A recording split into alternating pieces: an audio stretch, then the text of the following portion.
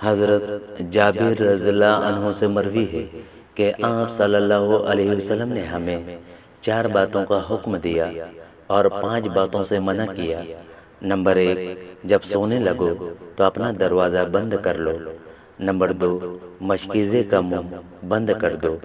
Number 3، برتن پر کپڑا ڈھانپ دو۔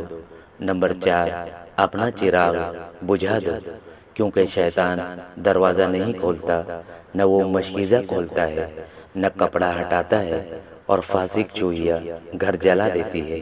نمبر 1، اپنے بائیں ہاتھ سے مت کھاؤ۔ نمبر 2، بائیں ہاتھ سے مت پیو۔ نمبر 3، ایک جوتے میں نہ چلو۔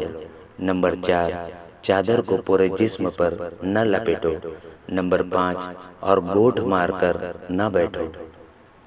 حضرت نعمان بن بشیر رضی اللہ عنہ سے مروی ہے کہ نبی اکرم صلی اللہ علیہ وسلم نے ارشاد فرمایا، اللہ تعالیٰ نے زمین اور آسمان کی تخلیق سے 2000 سال پہلے کتاب کو رکھ دیا تھا، اور ان میں سے سورہ بقرہ کی آخری 2 آیتیں نازل فرمائی ہیں۔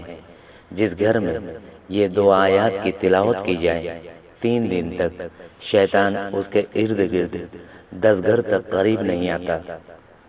حضرت عبداللہ رضی اللہ عنہ فرماتے ہیں کہ رسول اللہ صلی اللہ علیہ وسلم نے ارشاد فرمایا، اپنے گھروں میں سورہ بقرہ کی تلاوت کیا کرو، کیونکہ جس گھر میں سورہ بقرہ کی تلاوت کی جاتی ہے اس گھر میں شیطان داخل نہیں ہوتا۔